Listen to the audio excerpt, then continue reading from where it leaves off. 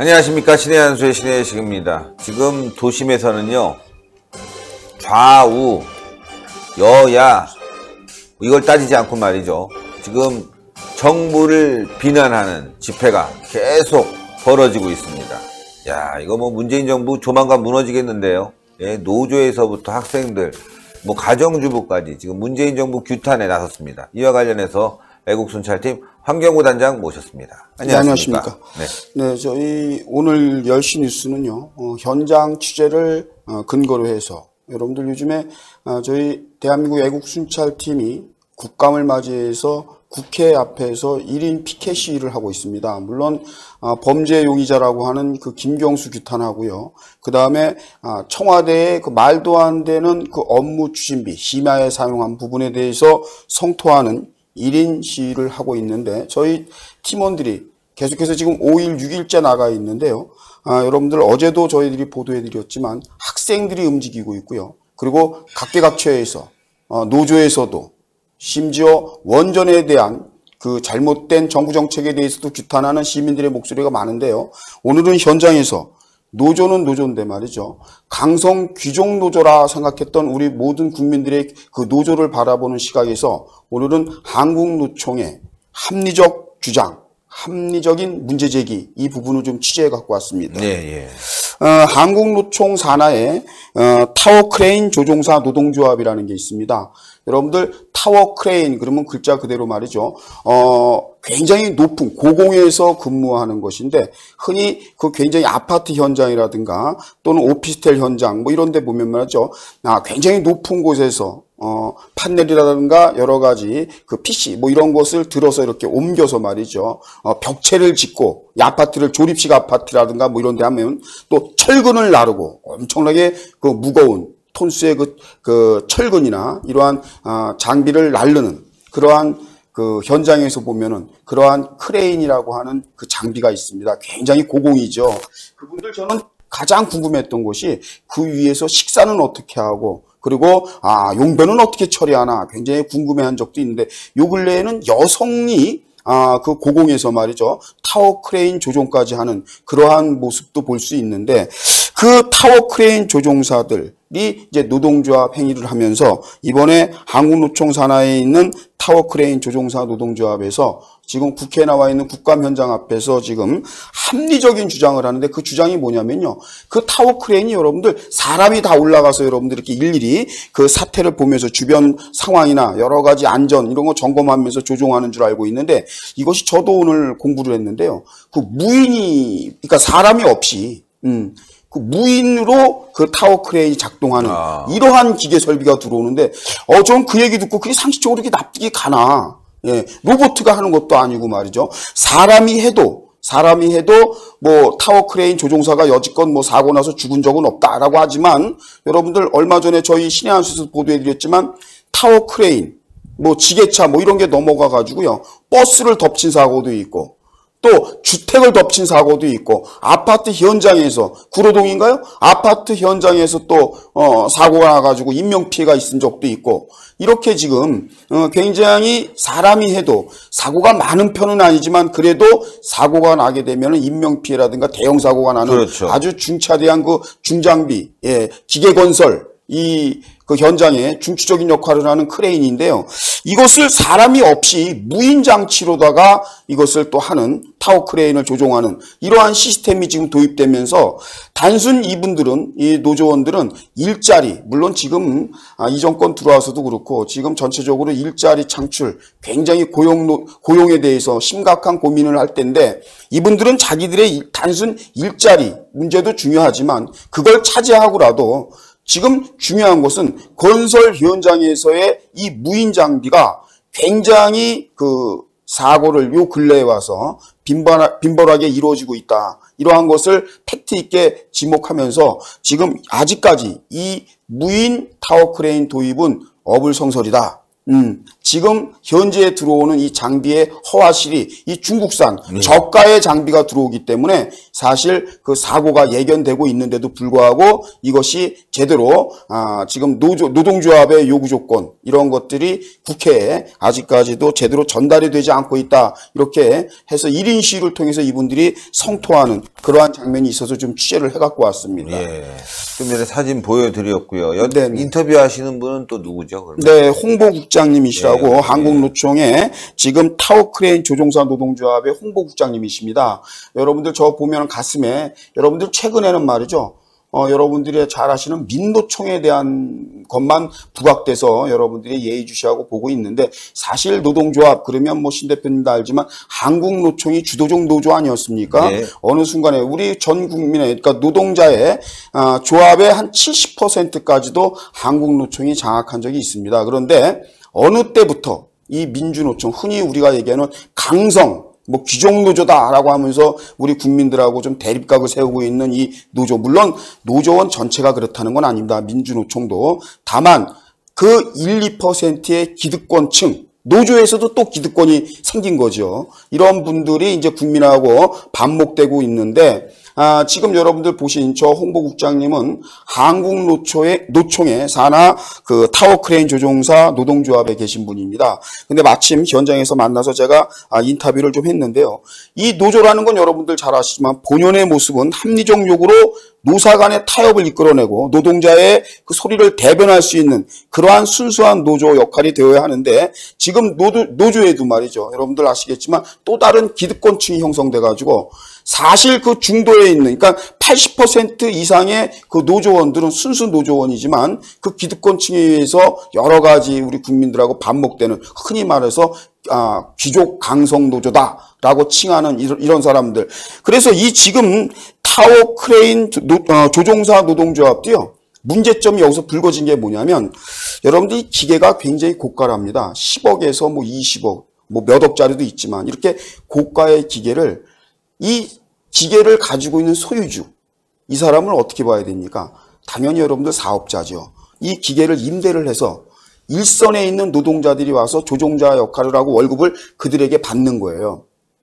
그럼 여러분들 이 기계를 사실상 가지고 있는 타워크레인의 고가의 기계 장비를 가지고 있는 이 사업자는 이 고용주는 과연 여러분들 판단하면 순수 노동자라고 볼 수 있을까요? 그런데 이 사람들이 실질적으로 노동조합에 가입이 돼 있으면서 실제 조종자 이 사람들은 아예 노동조합의 조합원으로 노조원으로 가입조차도 안 되고 있다는 여러분들 이해 못할 얘기가 지금 나오고 있어서 이게 진짜 총체적으로 어떻게 문제를 풀어야 되는가 지금 한국노총의 얘기를 들어보니까 이것은 단순 그 어떤 특정 그 노총의 문제로만 국한돼서 볼 게 아니라 이것은 전체적인 문제가 아니겠느냐. 왜냐하면 여러분들 아시겠지만 무인화된 기계 장비 그것도 굉장히 위험할 수 있는 타워크레인에 말이죠. 무인 기계가 들어오는데 그것이 아주 열악한 중국산 기계가 들어와서 그리고 무인 타워크레인과 실제 유인 타워크레인의 완벽한 아주 확고한 그 기준점이 아직도 제도적으로 이렇게 설립이 돼 있지가 않다고 합니다. 쉽게 말해서 말이죠. 유인 타워크레인이지만 3톤 미만일 때는 무인화시킬 수도 있다. 이런 아직도 애매모호한 그러한 조항이 있다고 합니다.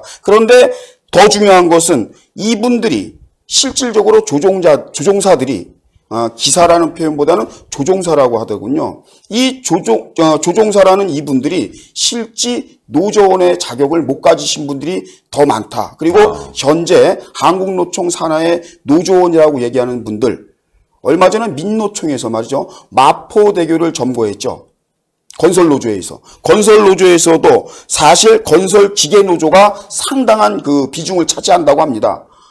그런데 이 건설기계노조 이분들이 얼마 전에 마포대교를 점거하고 서울시청 앞을 점거하고 아주 강성 이러한 그 항거를 했던 사람들이 바로 민노총 산하의 건설기계노조였는데 그 사람들의 대부분이 여러분들 조종사가 아니라 기계주라는 겁니다. 네. 예, 기계를 몇 억짜리 사서 10억, 20억 사서 이것을 여러분들 사실 그 직원을 그러니까 노동자죠. 순수 노동자를 고용한 그러한 사람인데 이 노총의 지위는 그 사람들이 오히려 순수 노조원으로 등갑을 돼 있고 실지 일선에서 일해서 노동 행위를 하고 있는 사람들은 노조 가입까지도 불허되는 이러한 기현상이 일어나는 이거에 대해서 한국노총에서 아주 합리적인 문제 제기를 하는 거죠. 이것은 자기 자신들의 밥그릇 싸움도 아니고 기득권 싸움도 아닙니다. 제가 판단할 때 여러분들도 확인해 보시면 알겠지만 그렇기 때문에 6개 노조가 지금 한국노총 앞에서 월요일서부터 릴레이 집회를 한다. 예, 그만큼 명분이 있다라는 얘기죠. 한국노총의 이 홍보국장님 얘기는 그만큼 명분이 있고 이러한 불합리한 것에 대해서 검찰까지도 다 국토부는 물론이고요. 그런데 김현미 국토부 장관이 타워크레인 조종사는 아니지 않습니까? 분명히 물론 이 부분에 대해서 국토부 장관이니까 각 분야의 조력자들이 있어 전문가들이 있기 때문에 여러 가지의 자문을 받겠지만 진짜 일선에서 어렵게 그 타워 꼭대기에 올라가서 크레인 작업을 조종하는 이 조종사님들의 현장의 소리를 외면한다는 것이 이제 문제의 본질인 겁니다. 예, 그렇군요. 뭐 제가 이게 잘 내용을 몰라서 오늘 처음 들었는데 문제가 있는 것 같습니다. 네, 정말 이 건설 노조 여러분들 현장에 가보면 오늘도 어제도 계속 가보면 이 노조와 금속 노조가 계속하고 있습니다. 민노총 산하죠. 뭐 아톰 같은 큰 인형도 해서 그분들도 나름대로 여러분들 자기들의 소리를 내요. 비정규직 철폐 이렇게 외치더라고요. 오늘은 자전거를 타고 움직이더라고요. 경찰 개호를 받으면서. 그런데 저는 그런 걸 생각을 했어요. 그분들이 주장하는 비정규직 철폐 반드시 이루어지면 좋습니다. 그건 바람직한 겁니다. 주장은. 그런데 문제는 말이죠. 그 자전거를 타고 다니는 사람들이 기득권이 아닌 우리가 알게 모르게 그 민노총의 분명한 1, 2%의 기득권층이 이 사람들이 문제라는 거예요. 이 사람들이 사실상 비정규직 이 정규직으로 전환하는 데 있어서 브레이크를 걸고 사실상의 갑의 위치에서 행포를 부리는 사람들이 바로 그 사람들이기 때문에 우리 국민들하고 반목의 관계를 가지고 있는 건데 이 문제에 대해서 한국노총 그러면 여러분들 제가 좀 성향을 말씀드리면요. 굉장히 그 사실은 이름은 민주노총이지만 민주노총은 좀 강성노조인 스타일을 그러한 성향을 가지고 있다고 한다면 한국노총은 그에 비해서는 굉장히 좀 합리적이다 이런 우리가 보통 그런 성향의 그 노조로 알고 있거든요. 근데 요즘에 왠지 한국노총이 좀 동력을 많이 잃어갑니다. 그리고 민주노총은 말이죠. 노동자하고의 연계된 어떤 활동보다는 태생하자마자 어떠한 제도권 안에서의 연계가 많다 보니까 좀 민주노총이 갑자기 정치화돼 가는 거 아니냐 이런 의혹도 지금 듣고 있는 이러한 상황입니다. 네. 다음 뉴스는 말이죠. 여러분들 이제 자료 화면이 나오는데 사실은 이게요. 오늘 청와대 방송에서 취재를 했어요. 그래서 여러분들이 굉장히 홍이 많아 뜨거웠습니다. 그렇죠? 청와대 대표도 지금 뭐 하고 그러는데 거기에 있는 자료를 저는 상식적으로 제가 이제 거기서 동영상을 취재를 못해서 이게 신의 한 수에서 사용하게끔 청와대에서도 협조를 하고 이렇게 해서 찍어 왔는데 이게 유튜브 그러니까 유튜브 말이죠. 가이드라인에 이게 위배되는 것 같아요. 오늘 확인해 보니까 신 대표가 설명을 해주는데 그래서 불가피하게 여러분들 캡처한 사진을 올리게 되는.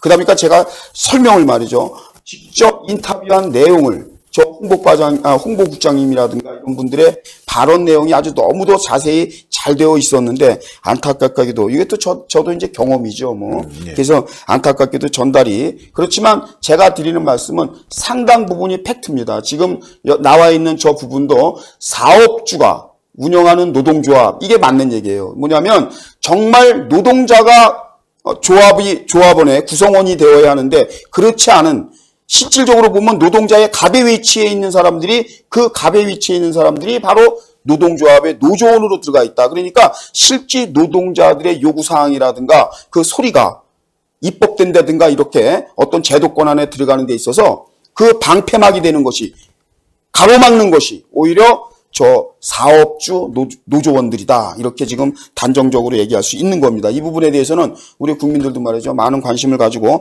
한국노총의 노조래도 말이죠. 이렇게 합리적인 주장을 하는 데 대해서는 우리 국민들도 힘을 몰아줄 필요가 있다. 이렇게 생각을 합니다. 다음 뉴스는 말이죠. 또 한 분인데 이번에는 아주 순수한 그 주민분이에요. 아주머니죠. 아주머니인데 저기 보면 또 나옵니다. 국토부 김현미라고 이름까지 김현미 장관 이름이 나옵니다. 그리고 그 위에 국토부 위에 어떠한 건설사, 시공사의 회사 이름이 나옵니다. 서서울 주식회사. 이렇게 나옵니다. 저게는 지금 안 나오지만 말이죠. 저 국토부 밑에 뭐가 또 있냐면 청와대가 있더라고요. 그게 저분이 그 얘기하는 것이 무엇인가 하고 제가 귀담아 들었는데요. 정말 심각하고 놀라운 그러한 얘기가 있었습니다. 시청자 여러분. 무슨 얘기냐면 우리나라 최초로 말이죠. 지금 아파트 그러니까 약 12층이나 되는 두 동의 아파트가 있는 얼마 전에 퀴어 난동 축제를 제압하기 위해서 저희 애국순찰팀이 신의 한수와 함께 인천 동인천 남광장을 간 적이 있습니다. 그 남광장을 가면서 정면에 거기가 제 고향이기 때문에 개인적으로 저도 애착이 가는 동네인데 한 30년 만에 제가 가까이 한번 가보게 됐어요. 자주 갈 기회가 없고요. 인천 동구 송현동이라는 곳입니다. 그런데 이 동구 송현동이라는 곳이 지금까지도 그 환경이 그렇게 굉장히 발전되지는 못했어요. 아직도 좀 열악한 환경에 있고 그 지역이 원래 좀 그 바닷가 주변이기 때문에 부두 쪽에 이러한 포구 쪽에 있는 그러한 지역이기 때문에 사실 그 육지라고 하지만 지반이 전체적으로 좀 약할 수밖에 없는 그러한 지역이에요. 그래서 그 인천 동구 송현동은 신하시 대표나 저나 개인적으로도 연관이 있는 그러한 지역인데 저도 깜짝 놀라는 그 뉴스를 오늘 현장에서 취재하면서 듣게 돼서 제가 확인을 해봤더니 그 인천 동구 송현동 소재에 삼두 아파트라고 있다고 합니다. 근데 이 삼두 아파트가 얼마 전에 지진 때문에 포항에 가봤더니 막 저희 신의 한수 자료에 보면 아파트가 밑기둥이 다 금이 가고 균열이 막 벌어지고 여러분들 입주민들이 통통 비었죠. 그렇게까지는 아닌데 지금 현재 입주민들이 하루하루 불안한 생활을 하고 있다. 세월을 보내고 있다. 그런데 지금 정부에서 또 지자체에서 관심을 가져주질 않고 있다. 이런 놀라운 뉴스가 있습니다. 저렇게까지 심각한데 무슨 얘기냐면 그 인천하고 김포 간에 말이죠. 서울 그 외곽도로가 이렇게 고속도로가 나면서 그 삼도 아파트 근처에 국책사업이죠. 지하터널이 뚫렸다고 합니다. 지하터널이 뚫렸는데 그것이 생기고 나서부터 얼마 전부터 말이죠. 이 싱크홀이라는 거 여러분들 그 집안이 막 꺼져갖고 서울도 그런 적이 있었죠. 차가 막 빠지고 갑자기 매놀이처럼 막 땅이 꺼져버리는 거죠. 이런 싱크홀이 생겨나고 말이죠. 집안이 약해져갖고 건물에 균열이 가는데 이 주민들은 말이죠. 안타까워서 이제 지난 3월 달에 현장 조사를 했대요. 안전점검 검사를 해봤는데 그 결과가 보수 보강 및 정밀 안전 진단이 필요하다라는 권고 진단이 나왔대요. 그 나왔으니까 주민들은 어떻게 하겠습니까? 아파트 주민들은 당연히 시나 구에 이거 문제 제기하고 국책사업으로 터널이 뚫린 거니까 정부에서 확인을 시켜달라. 이 터널 공사 때문에 우리 아파트가 뜻하지 않게 이렇게 봉변을 당하고 있다라고 당연히 주장할 거 아니겠습니까, 여러분들? 그런데 지금 정부나 관에서는 무슨 얘기냐면은 한마디로 터널과 아파트 집안 붕괴의 인과관계를 입주민이 직접 입증하라는 거예요. 그건 어렵죠. 입증하기가 어렵죠, 진짜로. 그건 직접 입증하라는 거예요. 입증하는데 일단은 말이죠. 주민들이 자체적으로 그것을 조사하고 정밀 진단할 수 있는 그러한 시행사를 선정해가지고 주민들 자비로 일단 확인을 하라는 거예요. 이렇게 되니까 주민들이 어떠한 문제 제기를 하냐면 이건 또 하나의 안전 불감증 아니냐. 무슨 얘기냐면 다 붕괴, 삼풍백화점처럼 다 붕괴되어 갖고 사람들이 엄청난 그 불상사가 엄청난 사태가 이루어진 다음에나 사후 약방문처럼 그때나 이거 문제 제기가 또 되는 거 아니냐. 이렇게 지금 주민들은 성토하고 있을 수밖에 없는데 지금 말이죠. 이번 정권이 적폐청산 얘기하고 세월호 정신을 지금 부각시키고 국민들에게 선전선동하는데 이거는 세월호 정신하고도 안 맞지 않나요? 국민의 안전이 최고라면서요.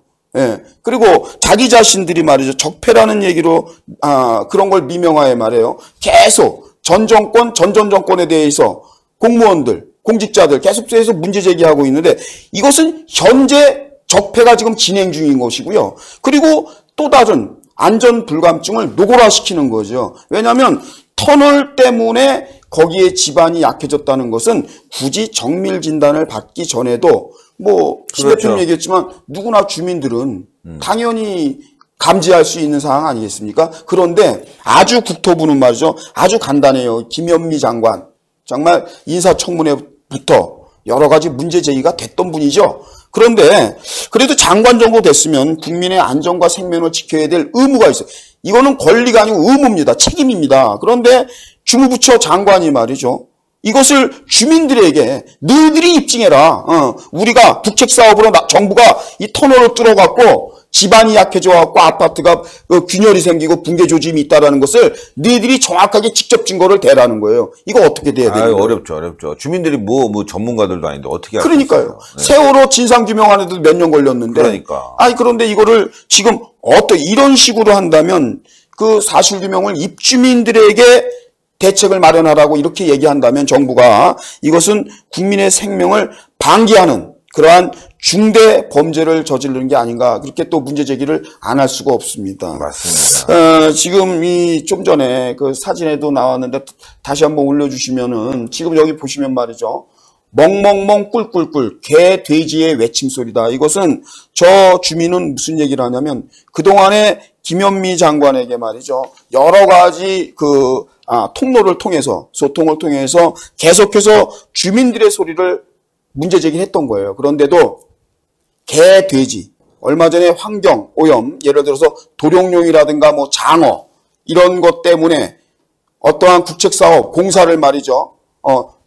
하려다가 도중에 환경부의 또 시민단체의 반발로 중단된 적이 있는데 그런 도룡뇽 때문에도 공사를 중단하는 판에 사람이 살고 있는데도 불구하고 그 국민들의 외침을 등한시하고 외면하고 있다. 그러니까 본인들은 말이죠. 개, 돼지 취급도 국토부 김현미 장관에게 대우를 못 받고 있다는 거예요. 정말 안타까운 얘기고요.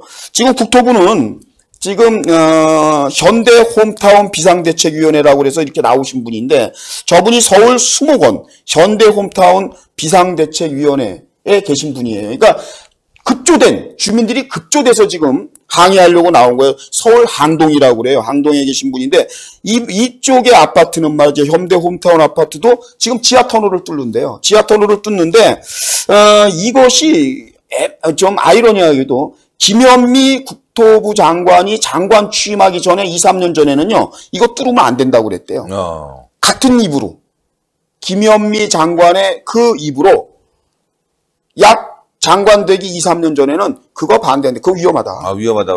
이제는 또 찬성하고. 근데 장관이 되고 나서는요. 이것을 무슨 서로 찬반 토론을 시키고 그리고 뭐 찬반 토론 결과에 따라서 진행하겠다. 이것은 뭐 장관이 말이죠. 되기 전하고 되고 나서 말이죠. 화장실 들어가기 전후 다르듯이 이거 뭔가 장관 되고 나니까 입장이 변한 거 아닙니까? 같은 입으로 말해요. 이 부분에 대해서 저 주민들은 굉장히 실망하는 김현미 국토부 장관에게 굉장히 실망하고 사실은 이 국토부가 말이죠. 이러한 주민들의 아우성을 좀 이렇게 감싸기 위해서 거기에 그 집안이 약해졌다는 이유로 노선 있죠. 버스나 6차선 도로. 이 노선을 좀 변경해 주겠다. 이러한 달콤한 제의를 했었대요. 네. 했었는데 어느 순간에 그 제의도 싹 들어가 버렸다는 거예요. 그러니까 주민들은 말이죠. 그냥 꼼짝 않아서 자기 재산인데 자기 땅이고 그런데 정부에서는 그렇게 얘기한대요.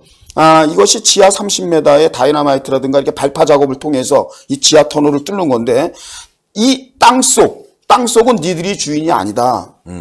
이건 정부 소관이다. 네. 뭐 이런 식으로 얘기하니까 이것 또한 논란이 되는 거죠. 땅의 주인, 건물의 주인은 분명히 우리 개인인데, 그렇지만 이 입주민들의 동의도 받지 않고 정부가 말이죠. 국책사업이라고 그래갖고 일방통행식으로 지금 밀어붙이고 있는 것이 지금 문제가 되고 있는 건데, 사실 국토부, 그러면 여러분들 건설사를 사실상 우리 주민들의 안전과 생활 그리고 생명을 담보로 하는 이 건설사에 대해서 감시 감독을 철저히 해서 주민들의 이 안정 대책을 최우선으로 생각해야 되는 국토교통부가 오히려 건설사를 좀 아까도 보여드렸던 저분이 말씀드린 대로 국토부 위에 어떠한 건설사가 존재하는 것처럼 말이죠. 오해할 수 있는 충분히 오해할 만한 그러한 내용이 나오는데 이분의 요구는 뭐냐면요. 저분이 혼자 나온 게 아니에요. 한 3, 4분이 나왔는데 이 아주머니들이 거리를 뚝뚝 떨어지고 1인 시위다 보니까 붙어서 못하니까 일정 간격을 두고 이쪽 저쪽에서 외롭게 투쟁 아닌 투쟁을 하는 거죠. 그리고 여러분들 생각해 보세요. 그 주민들이 아주머니들이 뭐 이런 거 투쟁이나 할 줄 압니까? 뭐 집회 시위를 하겠습니까? 단순 집에 있다가 너무 놀란 나머지 뛰쳐나왔다. 그리고 제일 우리의 목소리를 그래도 들어줄 만한 국회는 입법기관이고 국민의 대의기관이니까 여러분들이 와서 이렇게 외치는데 그것이 제대로 반영이 되는 것 같지 않아서 또한 안타까운데요. 국토부가 이해할 수 없는 것이 굳이 이 아파트가 있는 그 밑으로 지하터널을 뚫을 필요 없이 그 옆에 산도 있고요. 공장도 있대요. 근데 왜 그러세요, 굳이? 근데 이제 이분들이 추정하는 거는 대표님 공사 비용, 건설사의 공사 비용. 근데 이거 공사 비용하고 인간의 생명하고는 저울질할 수 없는 거잖아요. 예. 그런데 단순 공사 비용이라든가 아니면 난공사 정도 이런 개념으로 인해서 국민의 생명이 좌지우지될 수 있는 아파트 밑에 지하 터널을 뚫는다는 것은 아무래도 말이죠. 어떠한 명분으로도 납득되지 않는 이러한 부분이 있어서 제가 개인적으로 늘 얘기하지만 이 국토부의 김현미 장관은 말이죠. 계속해서 좀 책임의식이 있는 정책을 펴야 되는데 계속해서 뭐 종부세, 양도세 그리고 주택난 때문에 말이죠. 그린벨트 1등급에서 5등급 중에 3등급 이하, 택지 개발시킨다. 이런 정책 하기 전에 현재 있는 주거지역부터 좀 챙기는 게 낫지 않나. 새로 짓는 것도 중요하지만, 현재 기존에 있는 우리 주민들의, 국민들의 이 주거 환경, 이거에 먼저 더 신경을 써야 되는 게 우선이 아닌가. 이렇게 그런 생각을 안 할 수가 없습니다. 그리고 지금 보면요, 이분들이 또 주장하는 게 뭐냐면 이 현대 홈타운 비상대책위원회에서 주장하는 것 중에 하나가 얼마 전에 지난 9월 달인가 여러분들 아시죠? 11시 반 야밤에 그 상도, 그러니까 동작구가 될 거예요. 동작구 그 상도 초등학교 병설 유치원이 있습니다. 이 유치원이 갑자기 집안이 무너져 갖고 말이죠. 여러분들 대형 참사 일어날 뻔한 거 아시죠? 저희 신양시도 제가 보도해 드렸잖아요. 안전불감증. 동작구 상도동 초등학교 상도초등학교 병설 유치원. 그런데 야밤에 붕괴되면서 어떻게 됐습니까? 다행히도 우리 아이들이 그 안에 없어가지고 인명피해가 없었던 이 정말 안전불감증의 아주 대표적인 사례인데 지금 오늘도 국회에 나와 있는 그 비대위의 위원이신가 봐요. 저 아주머니의 말씀은 그 현대 홈타운 아파트 인근에도 초등학교, 중학교, 고등학교가 있다는 거예요. 그럼 여러분들 이건 예견된 재앙일 수도 있다는 거예요. 예측 가능하다는 거죠. 불가항력적인 재해가 아니고 만약에 사고가 나면 이건 예견된 재앙인데 아까 그 그림에도 나왔지만 예견된 재앙인데 대재앙인데 이 국토부와 같은 정부가 외면하고 있다는 거죠. 외면하고 있다. 큰일이에요. 이건 정말 보통 일이 아닙니다. 참 이게 이 정부 들어서서 잘할 것 같더니만 지금 노조가 나서고 주부가 나서고 학생이 나서고 말이죠. 난리가 났군요, 진짜. 네, 맞습니다. 그래서 저분들은 항상 얘기가 국가가 어떠한 그 민간 재산이 잘못돼가지고 또 국책 사업으로 인해서 그 파급 효과로 인해서 재산권이 침해를 받는데도 불구하고 피해자는 있는데 가해자는 없다는 거예요. 정부가 말이죠. 아주 안일하게 답변한다는 겁니다. 뭐냐면 우리 국책 사업으로 인해서 너희들의 재산이 피해된 걸 너희들이 직접 나에게 입증하라는 거예요. 그건 어렵죠. 아니 그러니까 이게 말인지 막걸리인지 말이죠. 이런 답변이 어디 있습니까? 더군다나 말이죠. 지금 이러한 문제점에 대해서 좀 전에 제가 건설 기계 노조 여러분들 타워 크레인 조종사 노동조합에서 얘기했던 그 홍보국장님의 말씀이라든가 지금 현대 홈타운 비상대책위원회 이 순수 민초들입니다. 이분들이야말로 순수 국민이고 순수 조합원이고 순수 주민들이에요. 그런데 이분들의 이러한 울부짖음을 말이죠. 사실 국민의 소리를 자기 자신들의 입을 통해서 대신 정부를 질타하고 질문해주고 밝혀주고 알 권리를 충족해줘야 되는 것이 국정감사에서의 국회의원들의 임무입니다. 국회의원들은요, 그냥 단순 국민의 소리를 잘 듣고 여과 없이 그대로 질문해주면 돼요. 공개적으로. 그것이 국정감사예요. 국정조사고. 그런데 지금 여러분들 보시면 이 국토부 국정조사도 마찬가지고요. 외교부 마찬가지고요. 과기부 마찬가지고요. 여러분들 한번 보십시오. 지금 제가 오늘도 이분들하고 인터뷰 내용에서 지금 들을 수는 없지만 인터뷰 내용에서 들어보시면 이런 게 나와요. 사실 집권 여당, 현재 더불어민주당 여당 의원들은 국감에 참석하시면 오히려 방해예요. 원래는 그런 취지가 아니고 여야가 공히 국감에 참여해야 되는 건 맞습니다. 국회법 인정합니다. 그런데 오늘날의 국정감사 시청자 여러분들, 국민 여러분들 어떻게 보십니까? 야당이 말이죠. 뭔가를 캐내려고 하면 여당은 말이죠. 국민의 입장에 서야 되는데 그게 아니에요. 노골적으로 맹목적으로 그냥 정부 강요 증인들 나오면 말이죠. 장관, 뭐 비서실장, 차관, 뭐 하다못해 구청, 뭐 시장 나와도 무조건 뭐 이유 여하를 막론하고 그냥 방패가 돼주는 거예요. 여당 의원들은. 그 여당이 국감에 왜 참석하는 거예요? 그러니까요. 예, 지금 현대, 홈타운, 항공노총 문제 이런 거 여야의 문제가 아니잖아요. 좌우 이념 대결도 아니잖아요. 이거는 정말 순수한 국민들의 생존권 아닙니까? 생존권. 그런데 이런 것도 말이죠. 한국당도 각성해야 돼요. 한국당도 바른미래당도 각성해야 되고 야당이면은 더 귀 기울여 줘야 되고요. 제가 그래서 끝으로 현대, 홈타운이나 그리고 한국노총 계속해서 지금 이 문제에 대해서는 저희 대한민국 애국수찰팀도 관심 있게 지켜볼 것이고요. 이 부분에 대해서 시정되지 않고 뭔가 낮을 수 있는 대안이 국토부에서 나오지 않는다면 계속해서 문제 제기를 할 요량으로 있습니다. 예, 아주 뭐 고생하셨습니다. 이곳저곳 취재하는데 정말 큰 문제네요, 진짜 이게. 이거 뭔가 좀 서민들을 위해서 또 우리 국민들을 안심시켜줘야 될 정부가 오히려 말이죠, 거꾸로 지금 불안을 만들고 있습니다. 네, 그러다 보니까 지금 뭐 신 대표도 늘 얘기했지만 언젠가 신 대표가 그 얘기한 게 있어요. 민노총 전체가 다 나쁘다는 게 아니에요.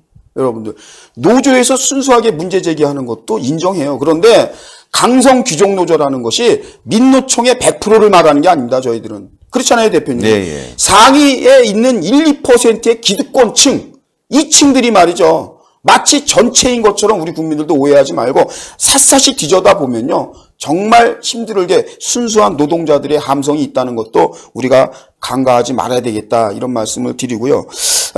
제도권 안에서 여러분들 오늘 저희가 마지막으로 대한민국 애국수찰팀이 어제 신의 한수 10시 뉴스에서 말씀드린 대로 오늘 광화문을 다녀왔습니다. 여러분들 지금 보시면 이것은 제가 캡처를 한 사진입니다. 저 뒤에 장면 보면은 굉장히 많은 분들이 이제 서서히 모이는 2시에 집회 예정인데요. 제가 방문했을 때는 1시 정도 됩니다. 그런데도 불구하고 엄청나게 많은 분들이 과거 저 자리에가 어떤 자리였냐면 비 오는 날 그 소상공인, 자영업자들이 최저임금 제도 수정 뭐 이런 거 그러한 규탄 대회를 했던 바로 그 자리였습니다. 지금 그 자리에서 택시 생존권 사수대회 택시 영업이 힘들어지고 있다. 지금 뭐 사실 뭐 택시 그 기사님들 운송사업부만 그러겠습니까? 이번 정권 들어와서 가장 힘든 게 경제 아닙니까? 어제 우리 신 대표님이 뭐 쌀에 대해서도 한번 우리가 이 쌀이 말이죠. 쌀값 너무 비싸요. 예, 많이 있다고 그랬잖아요. 재고도 많이 있고 그리고 그쵸. 추곡 수매 때 많이 수매해놔가지고 또 정부가 그만큼 또 이 그 가격 안정을 위해서 비축도 해놓고 다 그랬다고 그랬는데 그 쌀이 지금 온데간데 없고요. 쌀이 많다고 3년 전서부터 얘기했는데 지금 현재 쌀은 말이죠. 30% 이상 다 고공 상승해 버렸어요. 쌀값이. 그러니까. 대한민국 여러분들 우리 국민들은 쌀이 주식인데 주식이 이렇게 오른다는 건요. 굉장히 치명적인 것이거든요. 그런데 이 택시 얼마 전에 서울시가 4,000원으로 요금을 인상하겠다. 그와 상응해서 말이죠. 할증 요금도 오르겠죠. 그런데 우리 택시 기사님들의 일선에서의 모습을 얘기를 들어보면요. 택시 요금 올리는 거 우리 반갑지 않다는 거예요. 뭐냐? 손님은 적은 요금으로 대중교통을 원활하게 이용하는 것을 기사님들도 원한다는 거예요. 또 기사님들은 많은 손님을 받아갖고 박리담에 적게 벌더라도 많은 손님을 좀 빈차로 안 다니는 거. 네, 그렇죠. 이것을 우리 기사님들은 바란다는 거거든요. 그게 바로 국민 공감대입니다. 예, 이용객은 싸게 돈 주고, 그렇죠? 기사님들은 많은 손님을 받고. OECD에서 아마 대한민국의 택시값 제일 싸요. 그렇죠. 네. 예. 그런데 제일 싼데 아이러니하게도요. 이런 얘기를 들었어요. 현장에서 택시, 그 개인 택시, 법인 택시래요. 근데 그 기사님이 가족들한테는 참 여러분들 자기도 웃으면서 얘기하는데 나가서 될 수 있으면 택시 타지 말라고 그런대요. 왜요? 소득이, 택시비가. 그러니까 뭐냐면 OECD 중에서 택시비가 싼 걸 알면서도 국민들이 체감할 수 있는 요금은 비싸다는 거예요. 그러니까 그렇죠. 그만큼 국민들의 경제 지표가 낮다라는 것을 반증하는 거죠. 그렇죠, 그렇죠. 소득 창출이 있으면 맞습니다. 굉장히 택시비가 저렴하다고 봐야 되는 거거든요. 그런데 그렇지 않기 때문에 국민 생활이 얼마 전에 OECD가 세계무역기구가 발표한 내용에 비하면 내년 대한민국 경제 성장률이 하향 조정된다. 그만큼 성장폭이 적다. OECD 국가들 중에서 이런 발표가 있었는데요. 그러한 것을 또 반증하는 것이죠. 여기 오늘 그 지표를 보니까요. 아주 많은 분들이 나오셨는데 개인 택시, 법인 택시, 운송사업자 뭐 해서 많은 분들이 나왔어요. 하다못해 현장에서 우리 신의 한수를 알아보시고 또 대한민국 애국순찰팀을 아시고 황교구 단장을 따스하게 맞이해 주신 굉장히 속상해서 나오신 우리 그 운송사업부 택시 기사님들이시고 사업자들이신데도 불구하고 황교구 단장을 아주 따스하게 격려해주고 맞이해준 모든 기사님들에게 다시 한번 감사를 드리면서요. 저는 이 문제에 대해서 지금 근본적인 얘기들은 말이에요. 정치권들이 선거 때마다 우리 택시기사들에게 하는 얘기 있죠. 기사님들에게. 준공영제 실시. 이게 아주 무슨 18번처럼 해요. 저는 개인적으로 인천이 고향인데 말이죠. 인천의 과거 시장들 보면요. 다 이거 해요. 그리고 선거 유세장에 나오면 다 자기도 택시 운전해봤다는 거예요. 아니 택시 운전해봤으면 기사님들의 실제적으로 아픔을 더 많이 헤아려야죠. 말로만 택시기사 해봤다는 거예요. 우리 속담에 말이죠. 시집살이 해본 사람이 시집살이를 더 시킨다는 말이 있어요. 해본 사람이 더 하는 것이죠.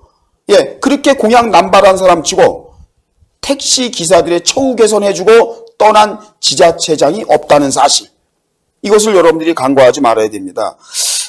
정말 그 택시 기사들의 생계를, 기본적인 생계를 책임져 줄 수 있는 준공용제라든가 또는 월급제 정도는 정착을 시켜야 되는 거 아닌가. 그러다 보면은 흔히 말해서 총알 택시라는 것도 방지될 그렇죠, 수 있는 거고요. 과로사 이거 방지될 수 있는 거고요. 여러분들 심지어 이 문제 카카오 카풀 반대한다. 카카오 카풀이 굉장히 지금 뜨거운 감자로 되는데 이 카카오 카풀이라는 게 뭐냐라고 얘기하시는 궁금해하시는 분들이 있는데요. 카카오에서 쉽게 말하죠. 출퇴근 시간대에 일반 그 자가용 운전자가 출퇴근 시간에 국한돼서 자가용 운전자가 일정의 운송료를 받고 손님을 맞는 것을 카카오 카풀이라고 하고 그것을 선정하는 기준은 카카오사가 합니다. 안심할 수 있는 사람을 선정하는 건가요? 선정을 하죠. 근데 아무나 선정하면 그렇진 않죠. 근데 대충 나와 있는 기준이 그렇게 까다롭진 않아요. 예를 들어서 차량이 조금 우리 신 대표님이 이해할 수 없는 게 왜 소형차는 안 될까 그런데 뭐 안정 때문에 그런지는 모르겠는데 준준형 이상의 차량을 소지해야 돼요. 기본이. 그다음은 최초 등록일로부터 7년 이내의 차량이어야 돼요. 그러니까 노후된 차는 안 된다는 거죠. 그리고 대인 배상의 그 기준이 기본적인 1번. 그러니까 대인 배상 1번의 기준에서 옵션을 좀 더 가중해 갖고 그러니까 배상 기준을 좀 늘리는 거죠. 2번에 해당되는 그 보험을 가입을 해야 돼요. 그러니까 좀 구체적으로 말씀드리면 뭐 대인 보상을 기본적으로 얼마 이렇게 한정돼 있는데 이렇게 카카오 카풀에 등록을 하기 위해서는 그 배상 금액을 좀 올릴 수 있는 보험, 그러니까 5천만 원, 1억, 2억, 3억 중에서 하나를 선택할 수 있는, 그러니까 엄밀히 말하면 대인 배상의 기준을 두 번째 것까지 할 수 있는 그러한 차량 소유자만이 이 카카오 카풀을 할 수 있다라고 이제 얘기를 하는데 그렇게 조건이 까다로운 건 아니에요. 아니 또 사람의 인적 사항이라는 게 필요한 거 아니에요. 믿을 수 있는 것인지 뭐 여러 가지 말에 범죄에 악용될 수 있기 때문에 이런 거 다 고려를 해야 될 텐데 뭐 단지 차량 보험 이것만 갖고 지금 한다는 것도 불안하고. 맞아요. 지금 문제가 되는 것이 택시 기사들의 또 어떻게 보면은 밥벌이를 그럼요. 생존권을 침해하는 그런 부분이 있잖아요. 당연하죠. 그러니까 이게 택시 운송 사업 기본이 말이에요. 기본이 뭐냐면 여러분들 이렇게 하시면 돼요. 자가용 영업은 기본적으로 영업 폐기는 불법입니다. 이게 사실상의 모법이에요. 근데 이제 카카오 카풀이라는 것이 우리 기사님들 그리고 택시 운송 사업부에서는 이게 변칙이다라고 얘기를 하는 거고, 지금 이제 그 신혜식 대표님이 문제 제기했던 바로 그런 부분도 있어요. 뭐냐면 지금 단순 운전면허증만 있다고 그래서 그 택시 회사의 운전기사로 등용되는 게 아니잖아요. 일정 기간에 그렇죠. 이수해야 될 교육 프로그램이 있어요. 이 교육 프로그램을 이수해야만이 그 이제 택시 회사의 운전기사로서의 자격이 완성이 되는 거거든요, 여러분들. 그런데 지금 말씀한 이런 부분에 대해서 허점이 없겠느냐 하는 것도 문제 제기는 할 수 있습니다. 그래서 여러 가지로 이 문제가 사실 택시기사님들도 자기가 택시기사가 아닌 일반인으로 갔을 때 카카오 카풀 제도에 대해서 일장일단이 있다는 걸 알아요.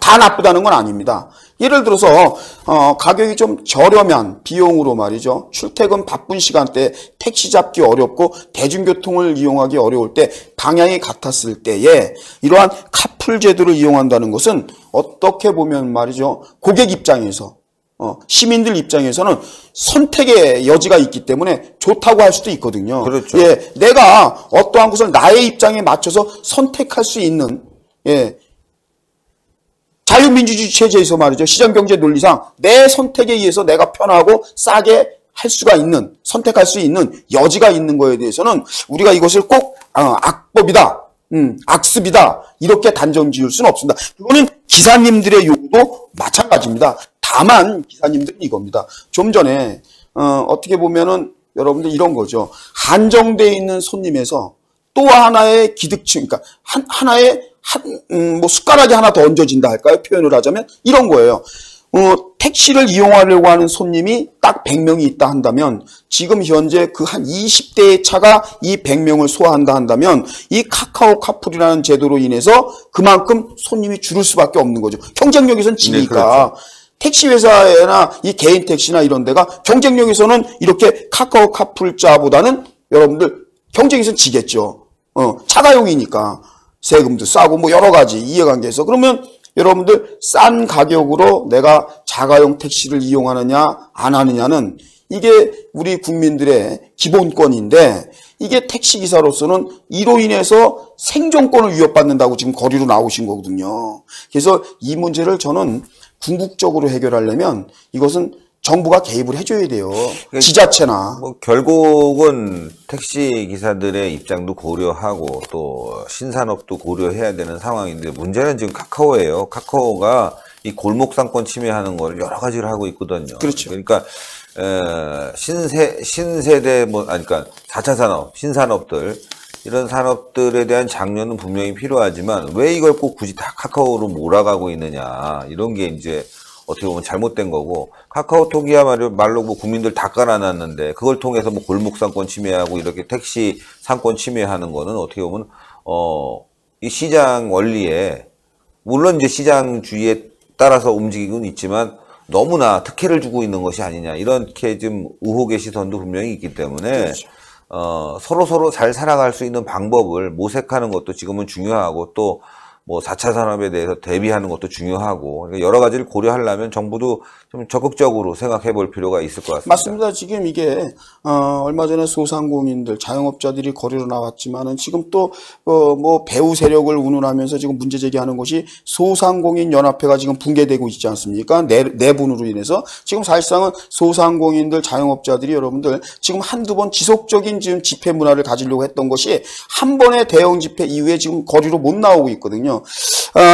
택시 운송사업부 그리고 택시 민노총, 택시노조, 운송노조 뭐 등등의 이 이해관계가 있는 분들이 거리로 다 뛰쳐나온 이유는 말이죠. 단순히 이겁니다. 지금 카카오 카풀에 대해서 일장일단이 있다. 갑론을박을 하는 것도 중요하지만 이 문제를 한 번에 희석시키기 위해서는 기본적으로 제도권에서 움직여줘야 된다는 거죠. 그렇죠. 예, 중앙정부가 움직여주고 지자체가 주도적으로 움직여서 이 문제에 대해서는 말이에요. 제 개인적인 사견이지만 아마 그 모든 국민들도 동감할 거예요. 언제까지 말이죠. 닭이 먼저냐 계란이 먼저냐를 따지기 전에 일단 이 울고 있는 그 택시 사업부에 대해서 이 지자체라든가 정부가 면밀히 한번 그 상황 파악을 해볼 필요가 있어요. 맞습니다. 네, 주도적으로. 그리고 카카오 카풀에 대해서 이것이 우리 국민들에게 이로운, 시민들에게 이로운 점이 있다라면 보완을 더 한다든가, 지금 굉장히 허술한 부분, 이제 시작하니까 뭐 허술한 부분도 있겠죠. 첫째는 그 운전자 교육이라든가. 예, 어쨌든 돈을 받고 손님을 맞는 거잖아요. 그러니까. 비록 뭐 출퇴근 시간이라 하더라도 이것이 어떠한 범죄 행위로 문제가 야기될 수도 있고, 그리고 운전에 좀 더 그 기본적인 운전 수칙이라든가 이런 것을 좀 국가나 지자체가 개입을 해갖고 제도권 안에서 움직이도록. 이것은 어떻게 보면 차는 내 자가용이고 운전자지만 손님을 받는 순간에는 영업행위 아니겠습니까? 그러니까 이 부분에 대해서도 제도적 보완이 꼭 필요한 게 아닌가, 이러한 생각을 해보고, 오늘 그 모든 분들, 인천 같은 경우에는요, 대표님 총파업을 했대요. 그리고 서울은 좀 부분 파업했다고 이제 얘기를 하는데, 우리 순찰 팀원들하고 현장에 나갔는데, 거기에서 저희 거의 우파들은 말이죠, 좌파들은 한두 단체가 참여를 했고요, 우파 단체에서는 대표님 거의 없어요. 조용한 대표인가요? 개인 미디어 이 스마트폰으로 오셔서 이렇게 촬영하는 거 한 번 뵙고, 거의 나와서 이 문제를 함께, 아픔을 함께 나누는 우파 성향의 단체가 거의 없었다는 게 좀 아쉬웠고요. 소상공인 자영업자 대회 때도 보면은요, 물론 이제 그 저희 신의 한 수나 뭐 이렇게 다 가서 그 상황을 지지하고 응원하고 그 아픔을 함께 했죠. 그날 비가 많이 왔죠. 근데 오늘 저희 애국수살팀이 다녀오면서 저희들은 개인 그 피켓을 통해서, 아까 사진을 뭐 보여드렸지만 저희 피켓을 통해서 김경수, 범죄 피의자 김경수를 규탄했고요. 그리고 청와대에 말도 안 되는 새벽 시간대 업무 추진비, 여기에 대해서 공감을, 소통을 함께 했는데, 많은 그 택시 관계자들 그리고 시민들이 말이죠, 저희 저 표에 대해서 공감하는 모습을, 너희들이 무엇을 얘기하려는지 충분히 납득한다. 이러한, 특히 그 청와대의 그 말도 안 되는 업무 추진비에 대해서는요, 3, 3호 기사님들이 모여서 그것을 화제로 해서 대화를 나누는 그러한 모습들도 많이 볼 수가 있었습니다. 자, 오늘은 뭐 여러 가지 이슈들을 저희가 방송을 다 했기 때문에 저녁에는 이제 우리 국민들이 어떻게 지금 문재인 정부를 바라보는지 다양한 집회 모습을 보여주면서 여러분들과 함께 소통을 했습니다. 정말 나라가 어렵습니다. 뭐 아까 말씀드린 가정주부, 뭐 택시기사, 노조까지 다 나서서 지금 문재인 정권의 문제를 얘기하고 있기 때문에 조만간 문재인 무너지는 거, 이거 시간 문제 아닌가 싶어요. 신의 한 수 영상을 보시면 구독자 수가 굉장히 많은데, 이게 뜻하지 않게 지금 시리즈처럼 나왔는데요. 어제는 대학생을 제목으로 신 대표가 달았어요. 학생들이 지금 문재인 정권에 실망하고 있다. 그 전에도 또 같은 노조 제목 보면요, 노조가 실망하고 있다, 뭐 이런 얘기가 있어요. 오늘은 말이죠, 아파트 입주비 가정주부님 얘기하라고. 이게 어떻게 일부러 그런 건 아니고요. 신의 한 수가 언제적부터 저희가 국회 앞에 1인 시위 나가면서 이 제목이 말이죠, 그 문재인 정권에 등 돌리는, 실망하는 국민들의 모습을 시리즈처럼 돼버렸어요. 그래서 지금 제가 얼핏 생각하는데 제목만 3탄으로 나간 것 같아요. 오늘도 굉장히 여러분들이 관심을 많이 가지실 것 같은데, 끝으로 정말 안타까운 소식이 말이죠. 그럼에도 불구하고 정신 못 차리는 우리 일선에 있는, 그리고 민초들은 이렇게 힘들고 고달퍼서 울부짖고 있는데 말이죠, 서울교통공사에 1912명, 자그마치 1912명이 여러분들 11.2%예요. 정원에 11.2%나 자기들 친인척 관계랍니다. 예? 다 친척이에요. 예? 여러분들, 이런 나라를 지금 살고 있습니다. 그러면서 과거 적폐청산을 한다는 거예요. 과거 정권에 대해서. 국민들이 동의할까요? 납득할까요, 여러분들? 여러분들, 서울교통공사예요. 공사에 1912명이나 되는 11.2%가 이웃사촌이 아니라 친인척이랍니다. 대한민국의 서울교통공사는 족벌체제입니까? 지금 족벌도 이 정도는 안 해요. 이게 말이나 됩니까, 대표님? 이런 나라에 살고 있는데요, 이런 정권이 적폐청산한대요. 그러니까 찍어줬던 민주노총, 한국노총의 노조원들이, 순수 노조원들이 지금 국회 앞마당까지 들어온 거 아닙니까? 그리고 박근혜 정권에 실망했다고 찍었던 아주머니들이 지금 집회할 줄도 몰라요. 저분들 굉장히 순수한 거예요. 그 피켓 만든 모습 보세요. 얼마나 순수합니까? 들고 거리로 나온 거예요. 그런데 저분들은 생존권을 투쟁하고 있는데요, 서울교통공사라고 하는 공사가 1912명 11.2%가 인척관계라는 거예요. 그러면 기회균등의 원칙 누가 공부하고 싶겠습니까? 그리고요, 이 서울교통공사의 평균 그 연봉이요 거의 7천만 원 수준입니다. 선망의 대상이랍니다. 청년들한테 누구나 가고 싶은. 언제부터 말이죠, 교통방송이 완전히 좌로 경도됐다고 신의 한수에서 성토한 적이 있어요. 교통방송이. 그런데 교통공사가요 좌로 경도되고도 남을만 하네요. 왜냐하면 그냥 이웃사촌도 아니고요, 피를 나는 친인척들이 자그마치 11.2%나 있답니다. 그러면 이 사람들이 그 안에서 친한 친구를 한 명만 만들어도 22.4%가 지네끼리예요. 이런 조직체, 이게 여러분들 대한민국의 현재 공사의 모습입니다. 아, 이거 교통공사는 뭐 제삿날 되면은 다 함께 제사하고 모여서. 그러겠네요, 네, 정말. 박수 치고.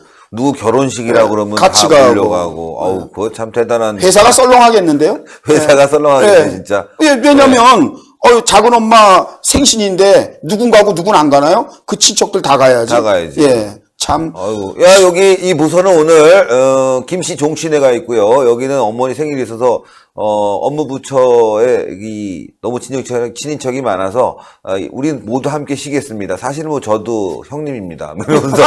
참, 이게, 여러분들 저희가 웃으면서 말씀드리지만 오늘은 그 현장 취재에서 다 울어야 될 사항들이었거든요. 택시 기사님들 속상해서 나오셨죠. 한국노총의 타워크레인 조종사님도 울고 계시죠. 지금 가족을 대표해서 말이죠. 예, 가정주부들이 거리로 나왔어요. 왜? 아저씨들 남편들은 일해야 되니까. 목구멍이 포도총이니까 어떡합니까? 예? 집은 부셔지고 잘못되더라도 일을 해야 애들을 먹이죠. 일 나가니까 여성들이 나온 거예요. 순수 집에서 흔히 말하는, 예? 이 소뚜껑 운전수라고 말하는 이 전업주부들이 거리로 나온 겁니다. 예? 갈 데가 어디로 가야 이 병을 고쳐줄까? 어디로 가야 김현미에게 졸릴 수 있을까? 하다가 국회를 의지한 거예요. 그래도 우리 편에 있는 건 내가 뽑아준, 내 유권자로서 내가 뽑아준 국회의원들이 있는 곳을 방문했는데, 과연 제도권에 있는 여야 공의 국회의원들이 우리 국민의 이 소리를 대변할 수 있을런지, 하여튼 이 문제에 대해서 대한민국 애국주찰팀은 신의 한수를 통해서 계속 질타하고 규명할 것입니다. 아유, 오늘 너무너무 고생했습니다. 살이 아주 까맣게 타죠. 네, 많이 떠요. 가을 햇살이. 저랑 비교해보니까 무슨 같이 한번 투샷 놔줘보세요. 필리핀 사람 같이 이렇게 됐습니다. 필리핀 사람이에요. 예. 아우, 뭐. 오신 분들도. 꼭다이, 뭐 이런 거. 천막에 오신 분들도 깜짝 놀라요. 오늘. 많이 탔어요. 예, 모처럼 장기정 대표가 방문을 해주셨는데, 저하고 이제 사적으로 이제 형 동생 하는데, 형 주름도 생기고, 형 왜 이렇게 늙었어? 그러고 갔는데, 참, 정말, 예, 가을 햇살이 말이죠. 장난이 아니네요. 그러니까요. 예, 살이 많이 탑니다. 자, 시청자 여러분들, 오늘도 이렇게 저희가 방송 마무리했는데, 저도 10시부터 나와서 오늘 방송을 계속했습니다. 오늘 많이 했더라고요. 점심 때 막 졸리고, 저녁 되니까 막 피곤하고, 사실 이 머리 쓰고 자꾸 말하는 게 이게 참 그렇죠. 에너지를 많이 쓰는 거거든요. 그래도 열심히 해야 되겠죠. 여러분들이 구독을 정말 많이 해주고 계십니다. 동그랗게 올라가는 구독 버튼 꼭 눌러주시고요. 신의 한수가 대한민국을 살릴 수 있다, 이런 여러분들의 성원이 계속 답지하길 바라겠습니다. 신의 한수 구독이 대한민국을 살린다. 구독하신 분들은 애국자다. 애국자들은 추천 버튼 부탁드리겠습니다. 오늘 여러분들 대단히 감사합니다. 또 내일 뵙겠습니다. 네, 고맙습니다. 고생하셨습니다. 네, 수고했습니다.